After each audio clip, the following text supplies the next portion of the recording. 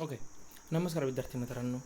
आज आपण 12वी science chapter number 1 first mathematical logic यातला पहिला पार्ट पाहणार आहोत. तो म्हणजे statement and it's truth value. ठीक आहे. तर statement and it's truth value हे समजण्यापूर्वी आपला थोडंसं पहिले बेसिक काही गोष्टी समजून घ्याव्या लागतील. यामध्ये आहे तो मुद्दा म्हणजे सेंटेन्स. तर आपण इंग्लिश ग्रामरमध्ये स्टडी करतो. सेंटेन्स किती टाईपचे आहेत? तर सेंटेन्स आहे एकूण 4 टाईपच्या. बेसिकली त्या 4 टाईपच्या आहे. पहिली आहे ॲसर्टिव्ह सेंटेन्स, दुसरे आहे इम्पेरेटिव्ह सेंटेन्स, तिसरी आहे इंट्रॉगेटिव्ह सेंटेन्स आणि चौथी आहे एक्सक्लेमेटरी सेंटेन्स. तर आता ह्या ज्या सेंटेन्स आपल्याला ओळखायचे असतील तर सिंपल मुद्दा आहे.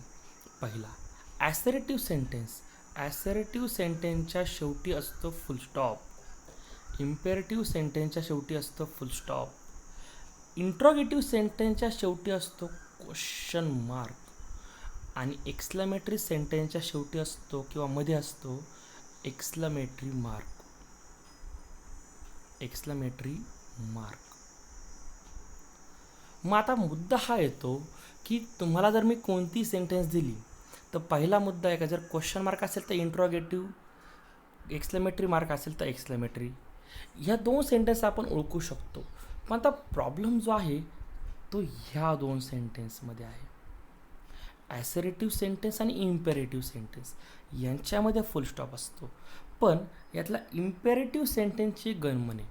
इम्पेरेटिव्ह सेंटेन्समध्ये काय होतं तर इम्पेरेटिव्ह सेंटेन्समध्ये असते order, help, request, command.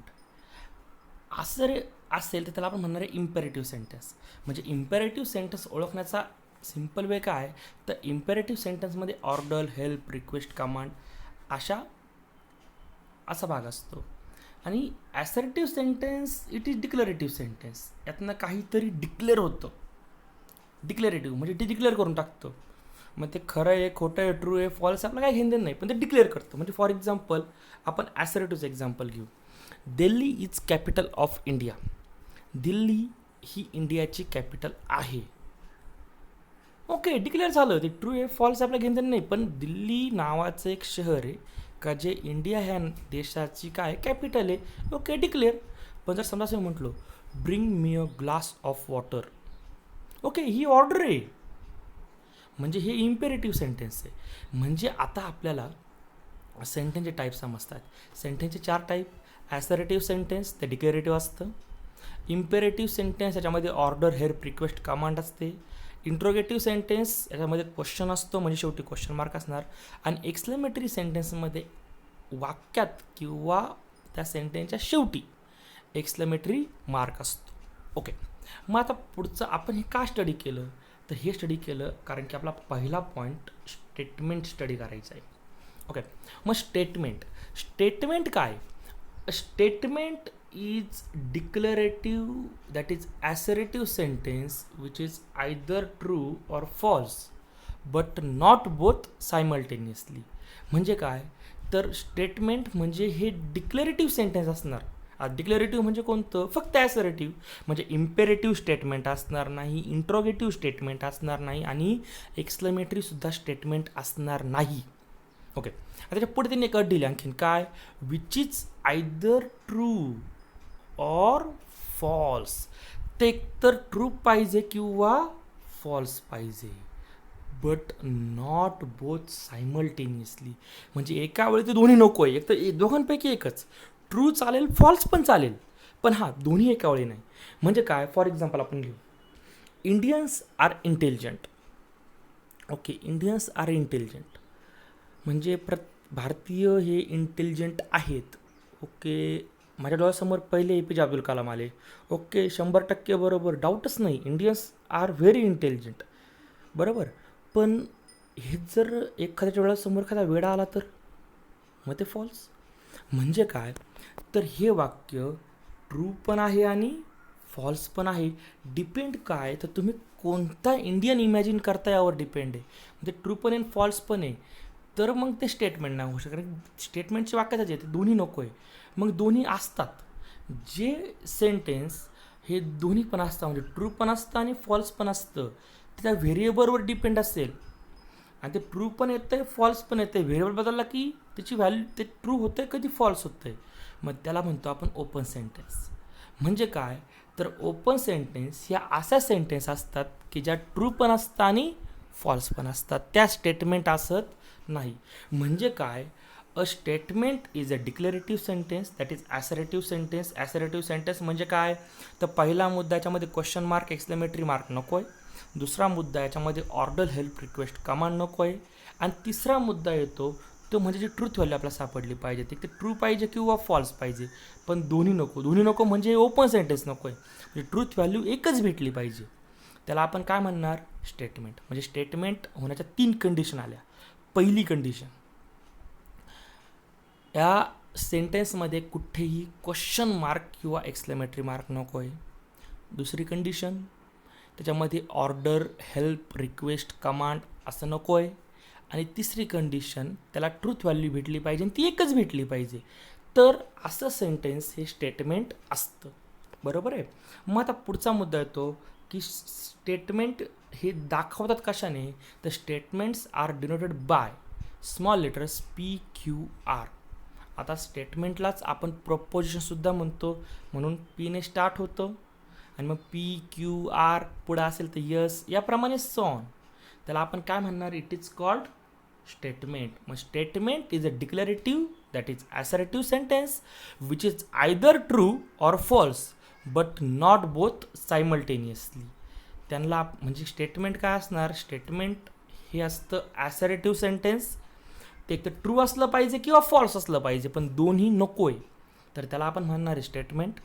Statements हे स्मॉल लेटर्स PQR ने डिनोट करतो. म्हणजे पहिलं स्टेटमेंट आपण P ने डिनोट करणार, 2 नंबरचं Q ने, 3 नंबरचं R ने, त्याच्या पुढे असेल तर यस, याप्रमाणे सॉन. ओके. याच्या पुढचा मुद्दा येतो तो म्हणजे ट्रूथ व्हॅल्यू ऑफ स्टेटमेंट. मग आता आपण वरतीच पाहिलं की एक तर स्टेटमेंट ट्रू असतं किंवा फॉल्स असतं. बरोबर आहे. मग स्टेटमेंट ट्रू आहे किंवा फॉल्स आहे.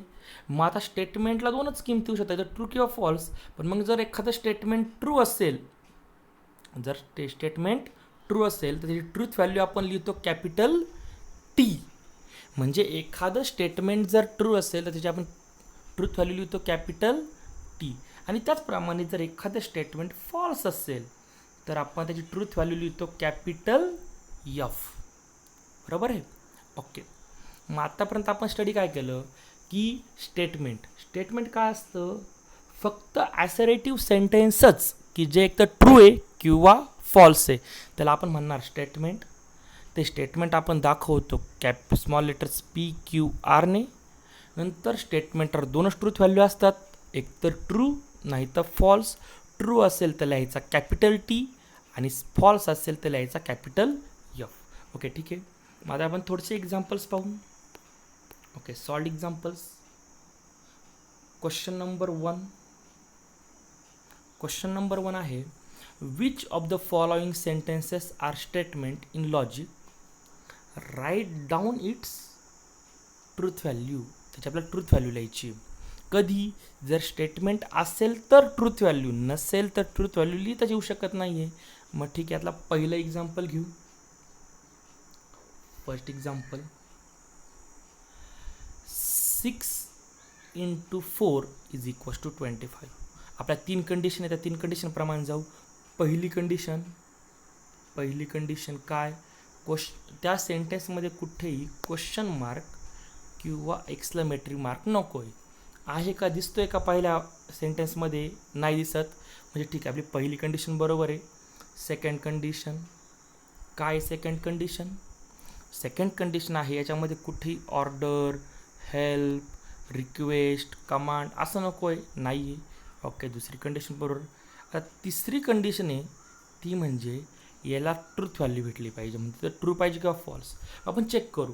6 × 4 किती होतात, तर 6 × 4, 6 ठेवला ना, 6 4 = 24.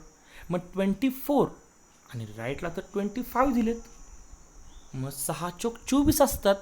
बरोबर आहे, 25 नसतात. म्हणजे हे काय, याला ट्रूथ व्हॅल्यू आहे कोणती, फॉल्स. हे फॉल्स आहे. पण एक तर ट्रू किंवा फॉल्स दोन्ही चालतं आपल्याला, म्हणजे दोघांपैकी कोणी एक चालतो ना, म्हणजे फॉल्स आहे, पण हे स्टेटमेंट आहे. म्हणजे पहिलं जे सेंटेन्स आहे, हे जे पहिलं आहे हे स्टेटमेंट आहे. It is statement. म्हणजे 6 × 4 = 25 हे स्टेटमेंट आहे, पण याची ट्रूथ व्हॅल्यू काय आहे? यफ.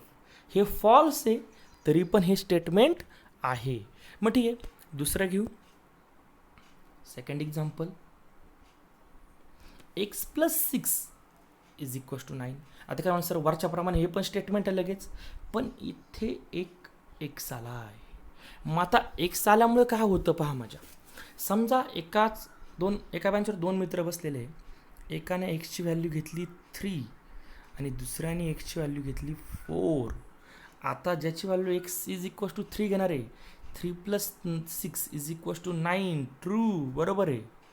पण जर एखाद्याने एक्सची व्हॅल्यू 4 घेतली तर 4 + 6 = 10. 9 नाही, मग ते इथं फॉल्स येईल. म्हणजे पहा, हे वाक्य, हे जे सेंटेन्स आहे हे ट्रू पण आहे आणि फॉल्स पण आहे. डिपेंड ऑन दॅट व्हेरिएबल, त्या व्हेरिएबलवर डिपेंड आहे. मग असं जे वाक्य की जे त्या व्हेरिएबलवर डिपेंड असतं आणि त्याची व्हॅल्यू ट्रू पण असते आणि फॉल्स पण असते. आता बोथ आले, हे दोन्ही पण आले, दोन्ही चालत नाही. मग हे स्टेटमेंट असेल का? नाही. मग हे स्टेटमेंट नाही आहे. तर हे का स्टेटमेंट नाही आहे? कारण हे काय आहे? It is open sentence. हे ओपन सेंटेन्स आहे आणि ओपन सेंटेन्स असल्यामुळे हे स्टेटमेंट असणार नाही. बरोबर आहे. ओके, पुढचं एक्झाम्पल नंबर 3.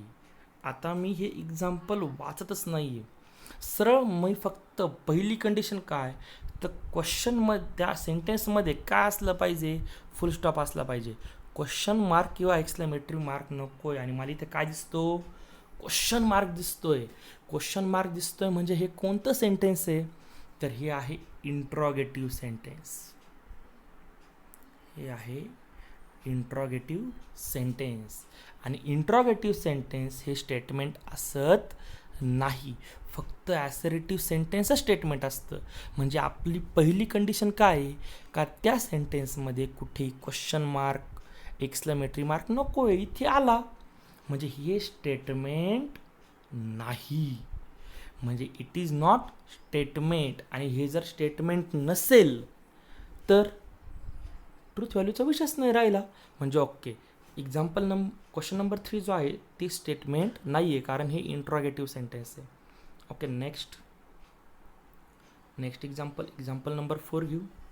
ओके, एक quadratic equation x² - 5x + 6 = 0 has 2 real roots. आता 2 रिअल रूट्स हे स्टँडर्ड 10th मध्ये येतं. मग तिथे काय होतं तर आपल्याकडे एक 10th ला एक ऑपरेटर होता, it is called delta. Delta म्हणजे काय? b² - 4ac आणि त्याच्या 3 व्हॅल्यू यायच्या. तो निगेटिव्ह यायचा, 0 यायचा किंवा पॉझिटिव्ह यायचा. जर तो पॉझिटिव्ह आला तर रिअल अँड डिफरंट म्हणजे 2 वेगवेगळे रूट भेटायचे पॉझिटिव्हला. जर 0 आला तर रिअल बट सेम म्हणजे रिअल आणि एकच भेटायचं. निगेटिव्ह आला तर नॉट रिअल रूट्स. म्हणजे डेल्टा पॉझिटिव्ह आला तर आणि तरच फक्त काय असणार याला? 2 रिअल रूट्स. मग ठीक आहे, आपण चेक करू. इथे a ची व्हॅल्यू आहे 1, a ची व्हॅल्यू आहे 1, b ची व्हॅल्यू आहे -5 आणि c ची व्हॅल्यू आहे 6. ओके, कॅल्क्युलेट करा. b² - 4ac. b² म्हणजे -5चा स्क्वेअर, -5चा स्क्वेअर झाला +25, -4 × 1 × 6 म्हणजे 4 × 1 × 6 झाला 4 6 24. म्हणजे b² - 4ac ची व्हॅल्यू आली 25 - 24, that is 1 which is positive. आणि डेल्टा इथे आला पॉझिटिव्ह. डेल्टा इज पॉझिटिव्ह आणि डेल्टा पॉझिटिव्ह असेल तर रिअल अँड डिफरंट म्हणजे 2 वेगवेगळे रूट्स भेटणार आहे ते रिअल असणार आहे. Okay, which is true. म्हणजे ह्या सेंटेन्समध्ये एक्झाम्पल नंबर 4 मध्ये कुठेही क्वेश्चन मार्क किंवा एक्सक्लेमेटरी मार्क नाही आहे. आणि त्याच्या पुढचा मुद्दा आला सेकंड कंडिशन की येथे कुठेही ऑर्डर, हेल्प, रिक्वेस्ट, कमांड नाही आहे. आणि तिसरा मुद्दा आला, याला ट्रूथ व्हॅल्यू भेटली ट्रू, विच इज ट्रू. मग हे जर ट्रू आहे त्याची ट्रूथ व्हॅल्यू झाली कॅपिटल टी. ओके, म्हणजे पहिली कंडिशन, स्टेटमेंट ह्याच्या 3 कंडिशन आहे. पहिली कंडिशन याच्यामध्ये कुठेही क्वेश्चन मार्क किंवा एक्सक्लेमेटरी मार्क नाही आहे. दुसरी कंडिशन यामध्ये ऑर्डर, हेल्प, रिक्वेस्ट, कमांड नाही आहे. आणि तिसरी कंडिशन याला एक आणि एकच ट्रूथ व्हॅल्यू भेटली, ती आहे कॅपिटल टी.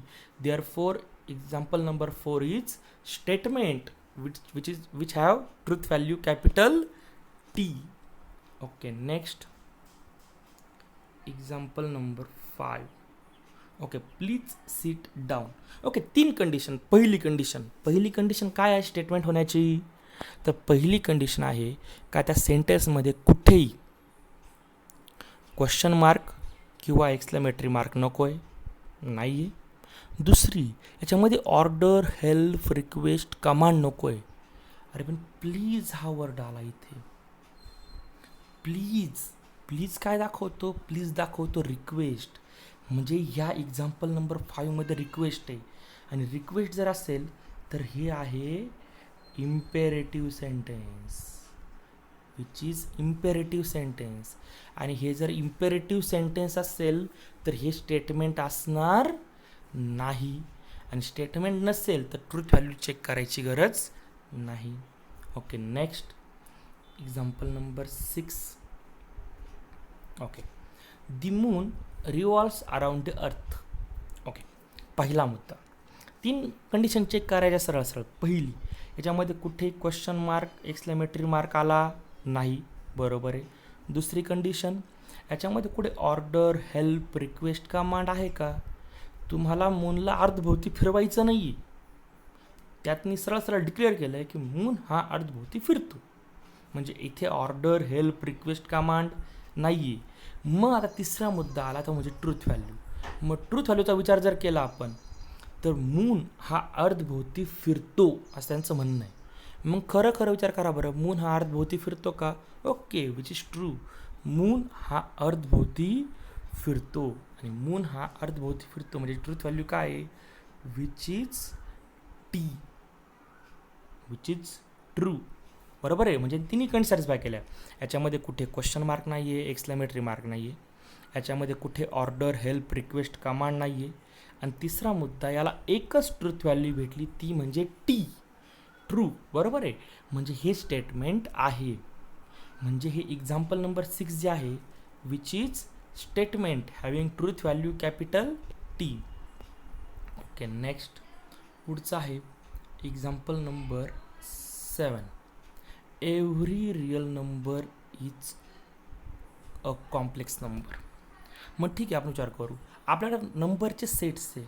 नॅचरल नंबर म्हणजे कोणते? 1 2 3 4 अप टू इन्फिनिटी. तर पुढचा आहे होल नंबर म्हणजे काय? फक्त नॅचरल नंबर 0 घेतला आणखी म्हणजे 0 1 2 3 4. ओके, होल नंबर झाले. पुढे आहे इंटिजर्स म्हणजे कोणते? सगळे निगेटिव्ह, 0 पॉझिटिव्ह. आणि यानंतर येतो तो रॅशनल नंबर्स आणि याचा कॉम्प्लिमेंट इरॅशनल नंबर्स. ह्या दोघांनाही मिक्स केलं की झाले रिअल नंबर्स. आणि रिअलमध्ये जर मी इमॅजिनरी नंबर्स ॲड केले तर हे सगळे मिळून होतात कॉम्प्लेक्स नंबर्स. आणि डोक्यात ठेवा की तुम्ही आत्तापर्यंत जे काही नंबर्स पाहिले हे यांच्यासाठी सगळ्यात मोठा सेट आहे complex number. Complex number is the biggest number set you have ever seen. तुम्ही आत्तापर्यंत पाहिलेल्या सगळ्यात मोठ्या नंबरचा सेट कोणता आहे? Complex number. मग जर तो कॉम्प्लेक्स नंबर असेल तर okay, every real number is complex. प्रत्येक रिअल नंबर हा कॉम्प्लेक्समध्ये आहेच आहे. म्हणजे okay, every real number is complex number. याला एकच ट्रूथ व्हॅल्यू भेटणार आहे, ती आहे टी. बरोबर आहे. म्हणजे every real number is complex number. Okay, हे स्टेटमेंट आहे. आणि याची ट्रूथ व्हॅल्यू काय आहे? Which has truth value capital T. Okay, next example number 8. He is honest. Okay, आता स्टेप बाय स्टेप जाऊ. पहिला पहिल्या मुद्द्यामध्ये आपण काय चेक करतो, याच्यामध्ये कुठेही क्वेश्चन मार्क किंवा एक्सक्लेमेटरी मार्क नको आहे. मग दिसतोय कुठं क्वेश्चन मार्क किंवा एक्सक्लेमेटरी मार्क? नाही दिसत आहे. ओके, म्हणजे पहिली कंडिशन बरोबर आहे. दुसरी कंडिशन, याच्यामध्ये कुठे ऑर्डर, हेल्प, रिक्वेस्ट, कमांड असं वाटतं का आपलं काही? ही इज ऑनेस्ट, तो प्रामाणिक आहे. याच्यात कुठे ऑर्डर, हेल्प, रिक्वेस्ट नाही आहे. तिसरा मुद्दा, याची ट्रूथ व्हॅल्यू. मग याची ट्रूथ व्हॅल्यू चेक करा. मग आता हे ट्रू आहे का फॉल्स आहे? मग आता हे ट्रू आहे का फॉल्स आहे कसं ठरवायचं? तर हे डिपेंड आहे त्या ही वरती. मग तो ही कोण आहे? तो खरं खरं हॉनेस्ट असेल तर विच इज ट्रू, आणि तो हॉनेस्ट नसेल, तो जर लबाड भामटा एखादा असेल तर विच इज फॉल्स. बरोबर आहे. म्हणजे हे त्या हीवर डिपेंड आहे. तो ही कोण आहे, तो त्या व्हेरिएबलवर डिपेंड आहे का तो पर्सन कोण आहे. तो जर खरं खरं हॉनेस्ट असेल तर विच इज ट्रू, आणि तो हॉनेस्ट नसेल तर फॉल्स. म्हणजे हे एकाच वेळी ट्रू पण आहे आणि फॉल्स पण आहे. म्हणजे विच इज ओपन सेंटेन्स. आणि हे जर ओपन सेंटेन्स असेल, तर ओपन सेंटेन्स ही स्टेटमेंट असत नाही. कारण की एकच ट्रूथ व्हॅल्यू भेटली पाहिजे. कुठेही जा, काही विचार करा, पण त्याला एकच ट्रूथ व्हॅल्यू भेटली पाहिजे. दोन भेटतात म्हणजे हे स्टेटमेंट नाही आहे. ओके, नेक्स्ट पुढचं. A square of prime number is prime number. Okay, कोणत्याही प्राईम नंबरचा स्क्वेअर हा प्राईम नंबर असतो का? ठीक आहे, आपण विचार करू. Okay, prime number. मग प्राईम नंबर म्हणजे काय रे? तर प्राईम नंबरचा अर्थ असतो की असा नंबर ज्याला दोनच डिवायझर आहे, एक तर 1 आणि दुसरा म्हणजे पी. हे दोन सोडून तिसरा डिवायझर नाही, त्याला आपण म्हणतो प्राईम नंबर. बरोबर आहे. म्हणजे प्राईम नंबर होण्याची कंडिशन सिम्पल आहे का त्याला दोनच डिवायझर भेटले पाहिजे, तर 1 आणि तो स्वतः, बस. बाकी तिसरा कोणीच नको. तर त्याला आपण म्हणतो प्राईम नंबर. आपण एक फॉर एक्झाम्पल घेऊ, 5. 5ला दोनच डिवायझर आहे, एक तर 5 आणि 1. बरोबर आहे. ओके, आता यांनी म्हटल्याप्रमाणे याचा काय करायचा? स्क्वेअर केला, स्क्वेअर. ओके, प्राईम नंबरचा केला स्क्वेअर, हा आला 25. बरोबर आहे. मग 25ला डिवायझर किती? तर 1 आणि 25 ते असणारच आहे. प्रत्येक नंबरला 2 हे डिवायझर फिक्स असतात, 1 आणि तो स्वतः. आता तिसरा जर भेटला तर हा प्राईम नंबर नाही, तिसरा भेटला नाही तर हा प्राईम नंबर आहे. मग ठीक आहे, 25ला 1 आणि 25 सोडून आणखीन कोणता डिवायझर आहे? 5. ह्याला 3 डिवायझर आहे, 1, 5 आणि 25. मग हा प्राईम नंबर आहे का? हा प्राईम नंबर नाही. म्हणजे 25 हा प्राईम नंबर नाही आहे. म्हणजे एक प्राईम नंबर घेतला आपण, त्याचा स्क्वेअर करून पाहिला, पण तो प्राईम नंबर येत नाही. म्हणजे square of prime number is again a prime number. हे कसं आहे? फॉल्स आहे. मग आपण चेक केलं, काय काय केलं, याच्यामध्ये कुठे क्वेश्चन मार्क दिसला नाही, एक्सक्लेमेटरी मार्क दिसला नाही, पहिली कंडिशन बरोबर झाली. दुसरी कंडिशन, याच्यामध्ये कुठे ऑर्डर, हेल्प, रिक्वेस्ट, कमांड नव्हती. आणि तिसरी कंडिशन, याला एकच ट्रूथ व्हॅल्यू भेटली, ती आहे फॉल्स. बरोबर आहे. हे जरी फॉल्स असलं, आपलं म्हणणं काय आहे? ट्रू किंवा फॉल्स दोघांपैकी एक कोणतरी भेटला पाहिजे. बरोबर आहे. मग दोघांपैकी एक भेटला म्हणजे फॉल्स भेटला, मग चालतं आपला. फॉल्स जरी असला तरी हे स्टेटमेंट आहे. म्हणजे which is statement having truth value F. म्हणजे हे स्टेटमेंट आहे आणि ट्रूथ व्हॅल्यू काय आहे? एफ. मग आत्तापर्यंत आपण काय काय पाहिलं? आपण पाहिलं statement, an assertive sentence which is either true or false but not both simultaneously, it's called statement. Okay, मग सेंटेन्स नोट काय काय असणार आपल्या? नोट आहे imperative sentence, interrogative sentence, exclamatory sentence and open sentence are not statement. मग याच्यामध्ये पुढचा मुद्दा येतो की ओपन सेंटेन्स म्हणजे काय? तर open sentence are the sentence which are true and false simultaneously. त्यांना आपण ओपन सेंटेन्स म्हणतो, त्या स्टेटमेंट असत नाही. ओके, मग आपण सेंटेन्स स्टेटमेंट असण्यासाठी 3 कंडिशन बनवल्या. त्यातली पहिली होती ती म्हणजे त्या सेंटेन्समध्ये कुठेही क्वेश्चन मार्क किंवा एक्सक्लेमेटरी मार्क नको आहे. दुसरी आहे त्या सेंटेन्समध्ये कुठेही ऑर्डर, हेल्प, रिक्वेस्ट, कमांड नको आहे. आणि तिसरी आहे त्या सेंटेन्सला एकच ट्रूथ व्हॅल्यू, एकतर ट्रू किंवा फॉल्स दोघांपैकी एकच भेटली पाहिजे. ट्रूला आपण म्हणणार कॅपिटल टी आणि फॉल्सला आपण म्हणणार कॅपिटल एफ. ओके, मग ह्या तीनही कंडिशन जर सॅटिस्फाय झाल्या तर ते सेंटेन्स हे काय असतं, स्टेटमेंट. याचे एक्झाम्पल्स पण पाहिले. ओके, नेक्स्ट जो पुढचा मुद्दा आहे तो पुढच्या लेक्चरला पाहू. थँक्यू.